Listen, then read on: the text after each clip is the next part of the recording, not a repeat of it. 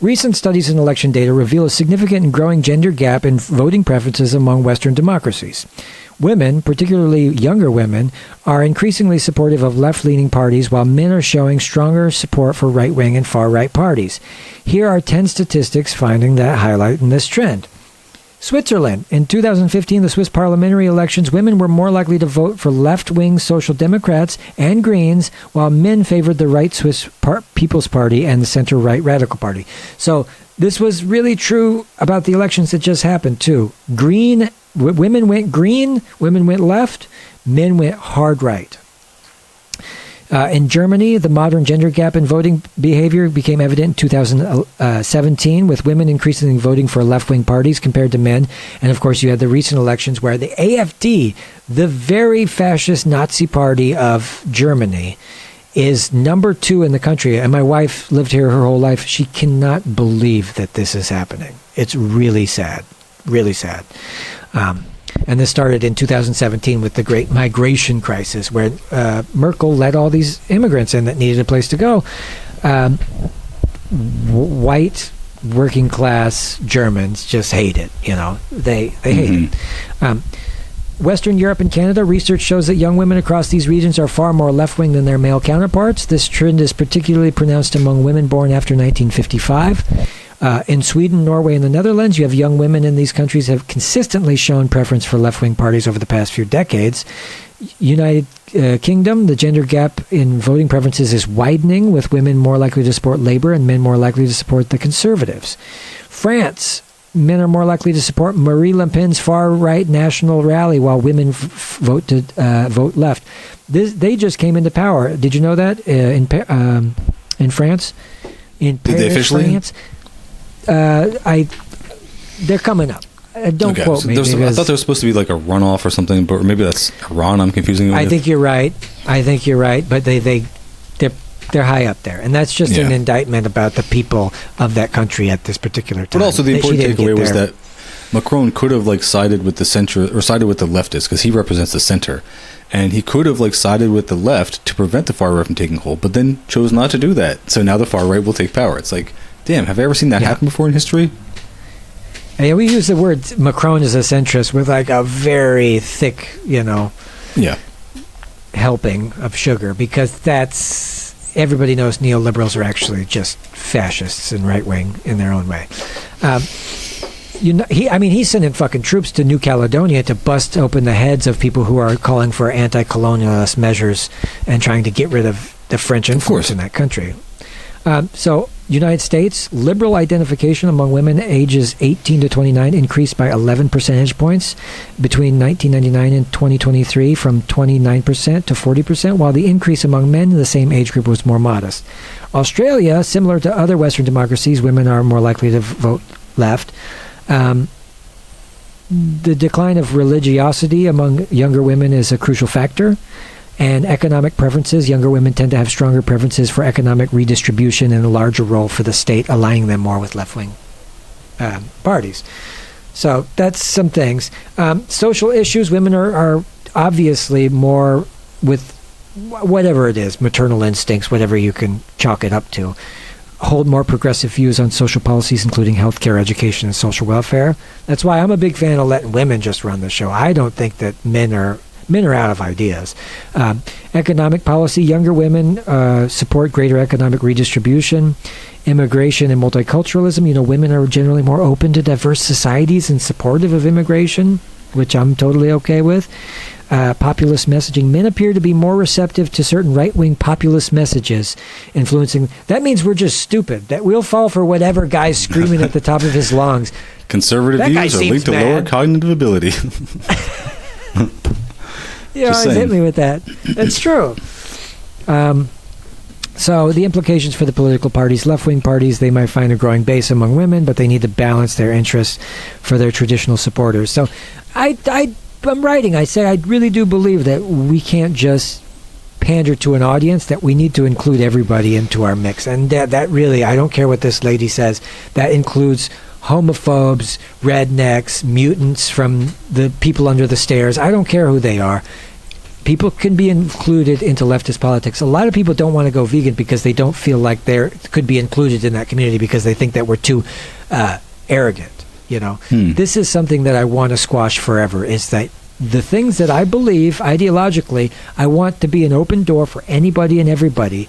Doesn't matter who you are. You can be Adolf Hitler. If you want to come and listen to me talk about this stuff or have a conversation with me, I'll talk to you. Okay? I don't care. In fact, me and Mike, I'm going to set up a bunch of chud interviews here in the future where we're going to we're going to talk to some chuds, and we're going to try to see if we can come to some common ground. Other than that, I'm looking forward to roasting them live on air. And we already had one white nationalist guy chicken out on us yesterday. But again, like I have to go back to how funny it is, like the different conclusions that we have. It's like you say that like it almost seems like you want to say on one hand that everyone is redeemable. Like we should have these conversations with even the worst people in the hopes that we may reach them at some point, or like change their ideas, I guess. Whereas I will still have those conversations, but I'm having them for a different reason. Like when I talked to Praxben, Liquid Zulu, like any of the libertarians or right-wing chuds that I had on my show, I talked to them not because I thought that I was going to change any of their minds or any of their audience's minds. I talked to them because I wanted my audience and people who agree with me to see that I could present reasonable explanations of how the world works and capitalism works to these people, and they would choose, even when presented with that, to double down on racism, xenophobia, patriarchal explanations. And I want my audience to understand that it's okay if those people die. Like, they're not people. Oh, yeah. Like, they're subhumans. Oh, and so yeah. Therefore, you shouldn't feel bad about anything that happens to them or anything that you do to them. And that's my conclusion at the end of the day. It's like a lot of people are debating people because they're hoping to convince the audience of the bad people, like the right-wing people. I'm trying to convince the left-wing people that the right-wing people aren't people, and nothing that can happen to them is ever bad. That's all. Oh, I'm doing a different thing. I have my threshold. You're right, though. You're right, because I have my threshold, and my wife will tell you I'm the first one to say that we need to bring back some kind of massive purge of people that don't need to exist anymore. Not just even limited to violent criminals, but really people who think that it's okay to put themselves above others, right? People who just totally ignore the fact that other people exist and are biologically inept from empathizing with other people and say, well, they're poor, they're homeless, it's their fault. People like that, should be executed. But like you said, re-education, right? Before we throw the hammer down, we got to give it a shot. Look, and that's why I say, I open my doors, you come in, you have a conversation, and if by the end of it that I'm convinced that you're unsalvageable, then off to the wood chipper you go, in my book. That's all. And that's why it's funny to me, because you say even like the libertarians and the chuds and everybody are redeemable, and I'm over here saying no American is redeemable. Like, I'm saying that on a daily basis on my Instagram page, and people are getting so mad, dude. Yeah, that's hyperbolic, and that's going to hurt a lot of people's feelings. Yeah, I don't think that you're wrong. I just think it's hyperbolic and it's humorous, but it's not reasonable. Like, it's not. You understand where I'm coming from. You get it. Oh, on this show, we're gonna go from being completely coherent and reasonable to being like so hyperbolic that we might get arrested. Be like, we need to blow up all these places, and because reality, we're faced with this thing. We're faced with this really bad thing, which is we're virtuous people trying to be good in a world that's not good, and the people who are bad have no qualms about being underhanded and doing dishonest tactics and doing that. So we need to sort of recalibrate, because like half of the Black liberation movement in the 60s decided, Martin Luther King said, violence doesn't work. It's all about nonviolence. I'm like, okay, you do that. Let's see how far that gets. And then these other cats were like Malcolm X and H. Rap Brown and stuff was like, no, we want to actually hurt people because they're hurting us. This eye for an eye, blah, blah, blah. I get that too. I like it all. Frankly, all I really want to do is see people try to be people be smarter and more empathetic. That's my only goal. If I was going to sit here and talk till I'm blue in the face every Wednesday or whatever day it is, and try to get people to be more empathetic and more intelligent.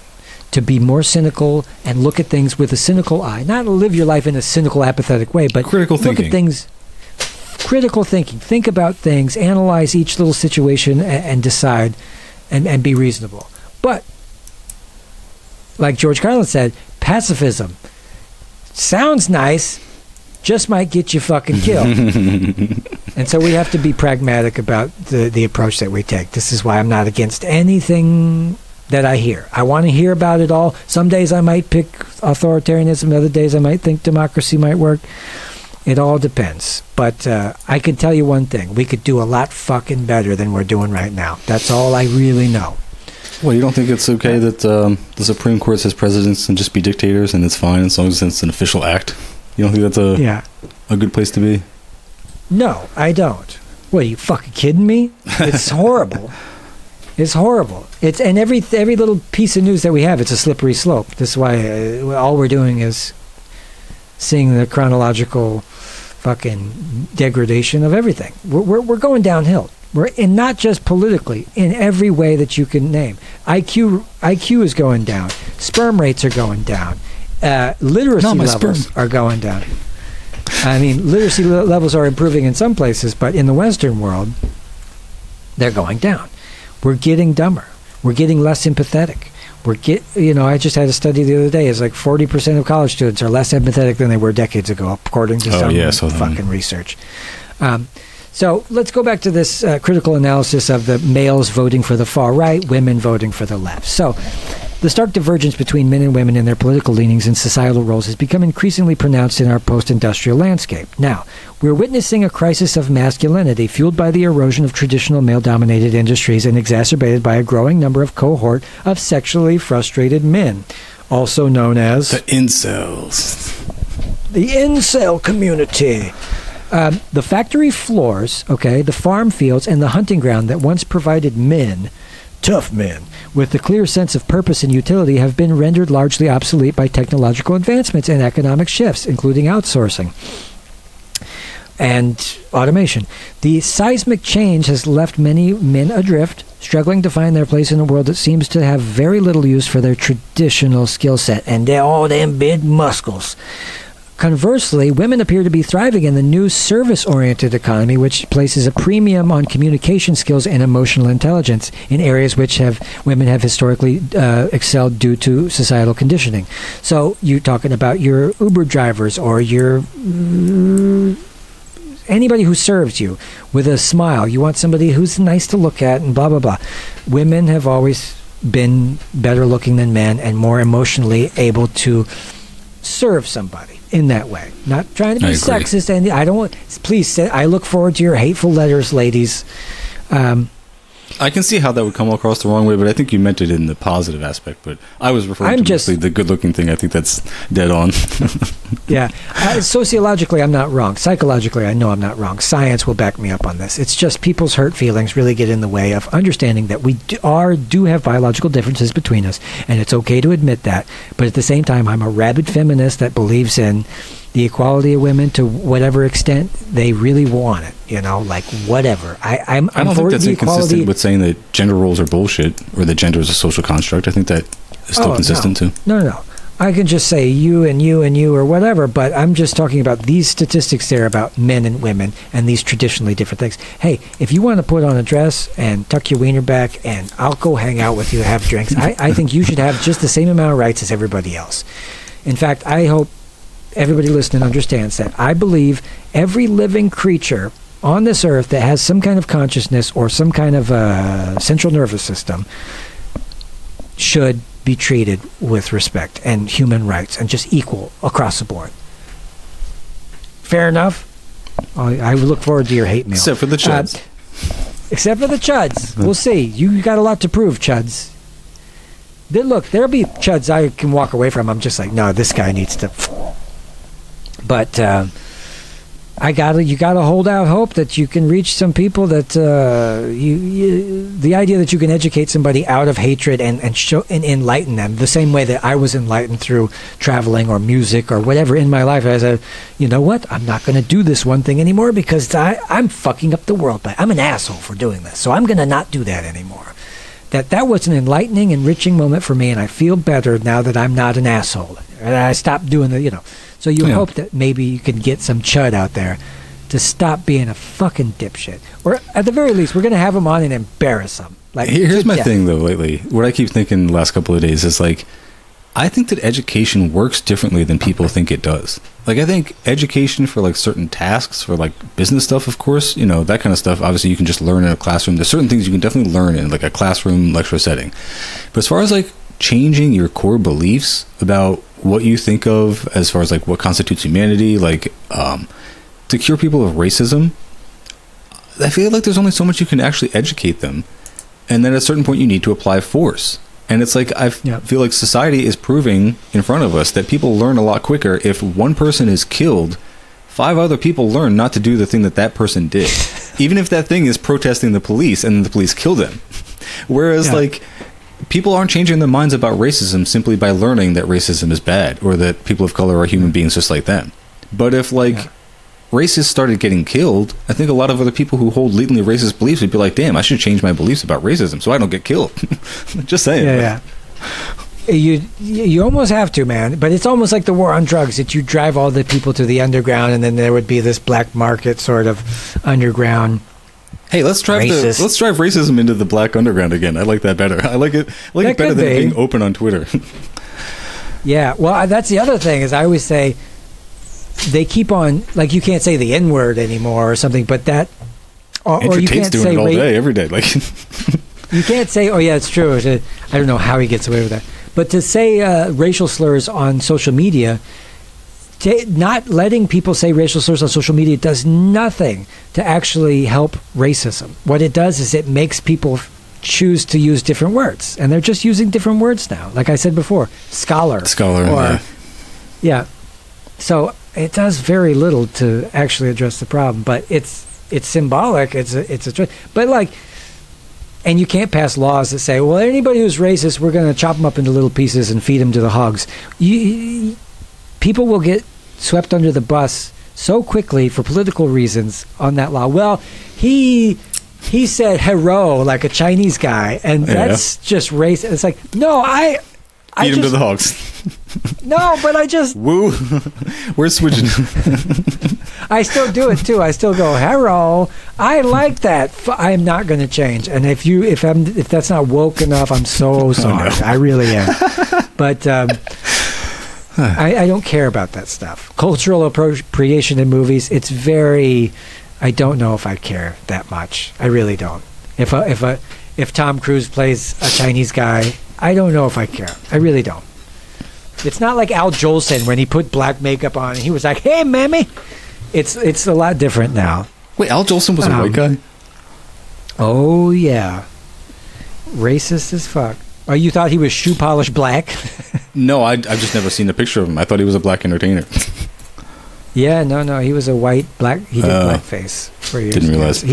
Everybody who doesn't know Al Jolson, famous piano player, entertainer, whatever, from the early turn of the century. Yeah.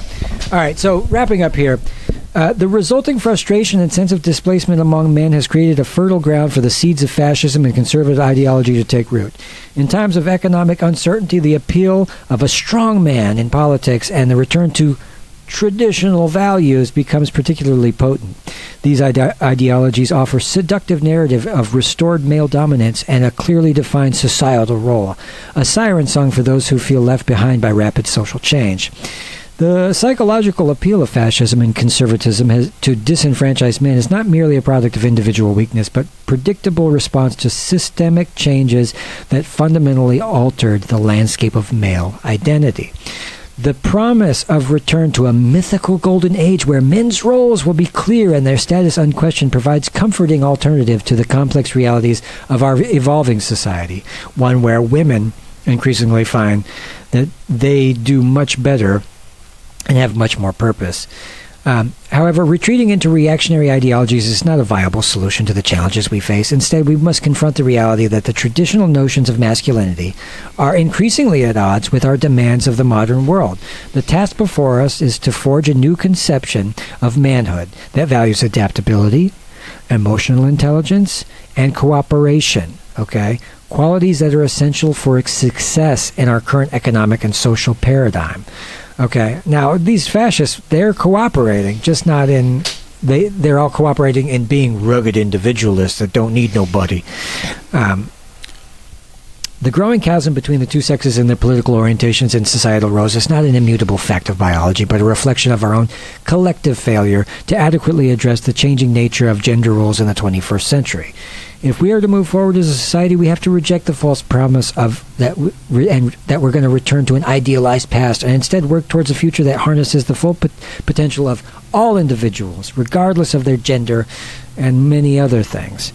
The solution in our current predicament lies not in clinging to outdated notions of masculinity or succumbing to the allure of fascist ideologies, but boldly reimagining what it means to be a man in our rapidly changing world. Only by embracing this challenge, we can hope to bridge the growing divide between the sexes and create a society that truly works for its members. So, men are going to continue to go down this path because they have no purpose, and you see it in all of the rhetoric that they have, and you like echoes 12 points or whatever. I'm sure most men are checking all these boxes. So, do you remember when we recorded last week and I told you how ironic it was that white people excluded Jews from polite society and then pushed all the money handling onto them because it was seen as a dirty profession, and then proceeded to build up all of society around money handling, and then got surprised when the Jews that they had put into practice doing that hundreds of years before them suddenly had an upper hand at it and were like already entrenched in that business?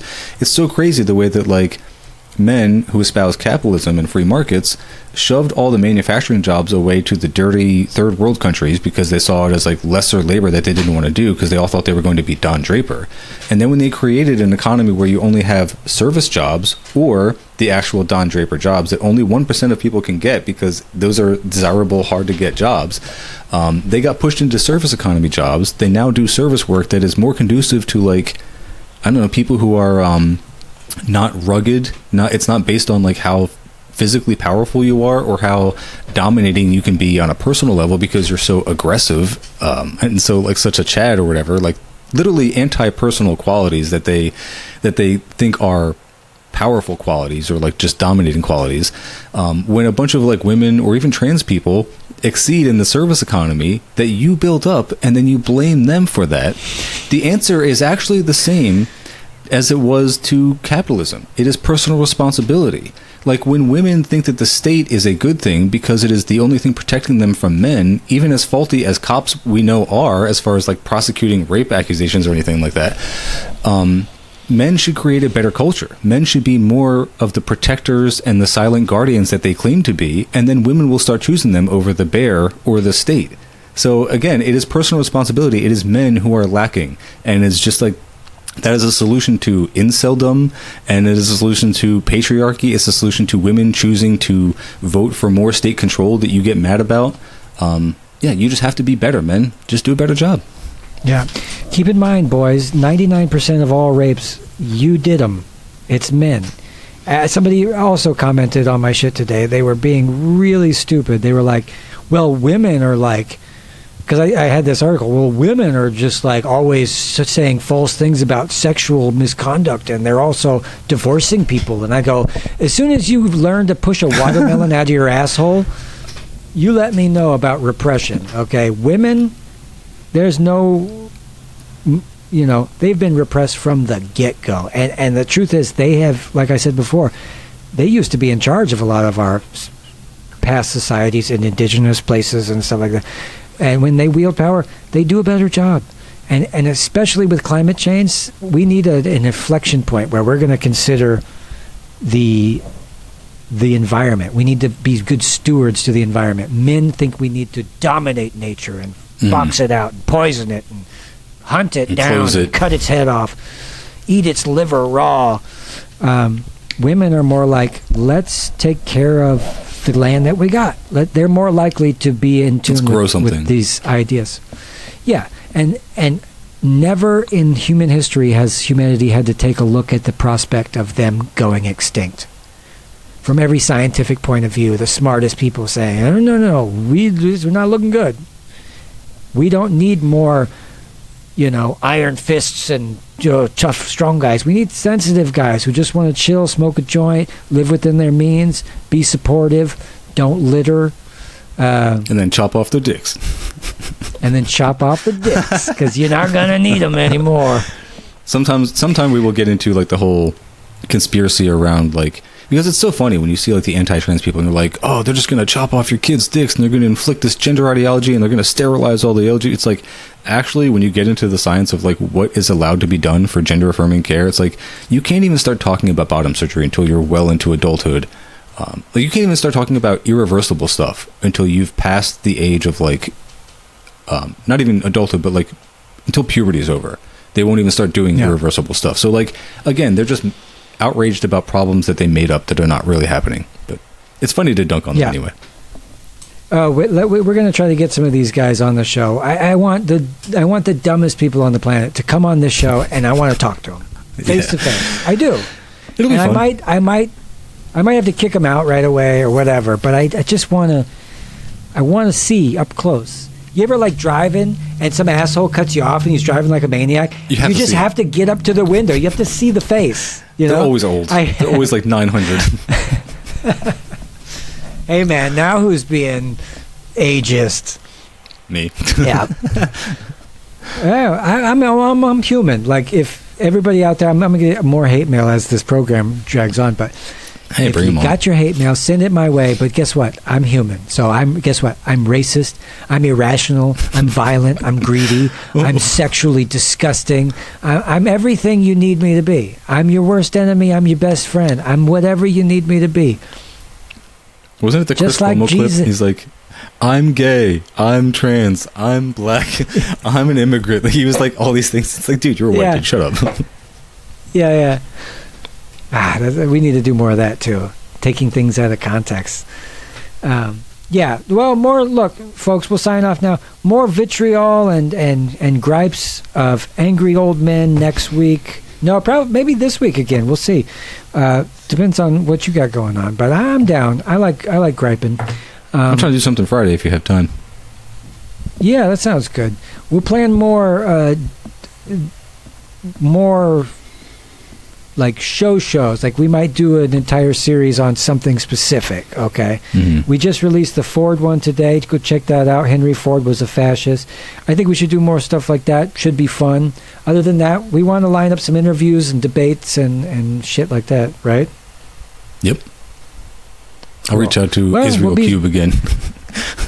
Yeah. There's like this one kid I talked to who's like the most vile piece of shit. Goes by the name of Israel Cube. That's how like pretentious, but just funny. Is he Israeli? No, he's just like an American kid who just like he's like a kid to like a teenager, and he's just like is heavily indoctrinated. He's like watched way too many Ben Shapiro videos and just like repeats the talking points. But you can tell he's got like a text document that he's referencing all the time. So it's like it's a fun battle to go up against. Okay, we want that kind of shit. We're going to make entertainment out of these people. We're going to make entertainment out of these people, and we're going to make money off of them. That's the whole plan. Fuck these people. And then we'll give it to leftists. It's either that or it's like put on the red Make America Great Again hats and then play a caricature, which I'm not. I keep thinking about, but I'm not going to do that. I couldn't. If I get 1,000 followers on TikTok and I can live stream, I'm going to do some funny shit, dude. I just can't get there. I can't get more than 100. We're going to do it. Me and you, we're going right to the top, buddy. We're gonna cause some trouble. We're already getting hate mail. We're doing good. All right. Let's sign off to these people. Hang around for a second. Bye, everybody. Be good, folks.